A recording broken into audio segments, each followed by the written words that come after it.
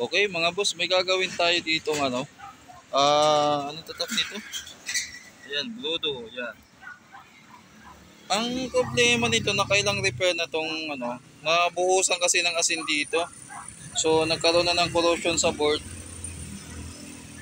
Pabalik-balik na lang yung seal. May sample kayo. Kunin nyo yung sample nyo, susukatan natin dyan. Maraming klase yun.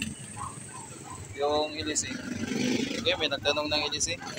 So dahil ito hindi na magagawa kasi pabalik-balik na lang yung sira. Ayan o, nagsimula na yung corrosion. Unang gawa ko kasi nito, napansin ko puro ano, nalagyan natin ng asin dito.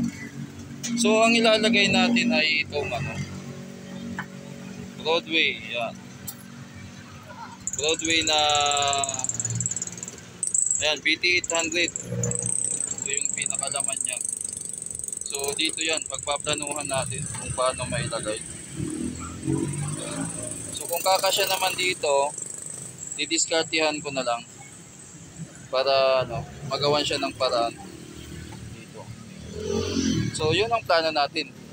Pag-isipan ko muna kung ano yung magandang diskarte dyan para ano, para maano natin, ma-discard yan. Kasi itong board niya wala na talaga.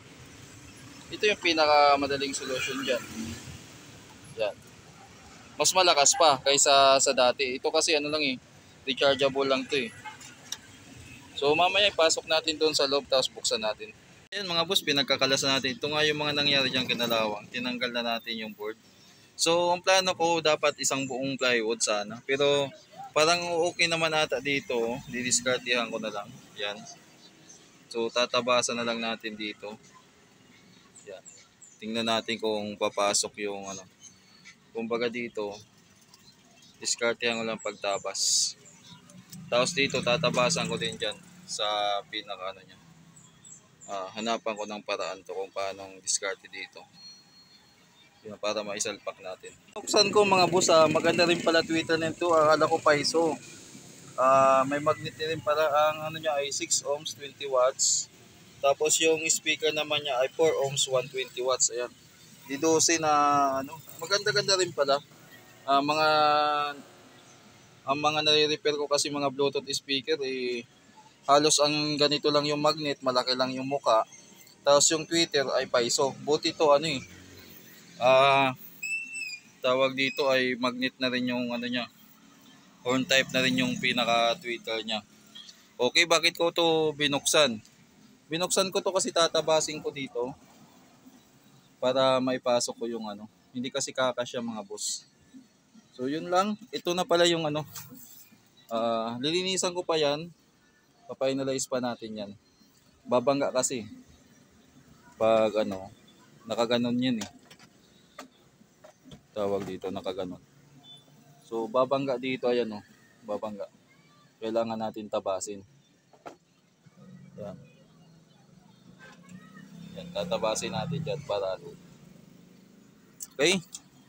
Okay mga sir, mga boss, yan na yung final resort ng ginawa nating Brodo na ano. So ito na.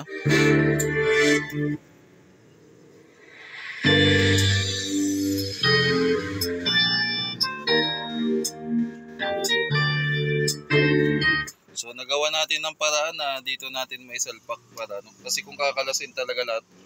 Ang original plano kasi namin ng may-ari nito ay tanggalin lahat to. Kumbaga ano, tapos doon bubutasan. Kaya lang nasilip ko na pwede pa lang ano, andun pala yung board na pwede naman pala dito. So ito na tinabas ko. So far okay naman siya.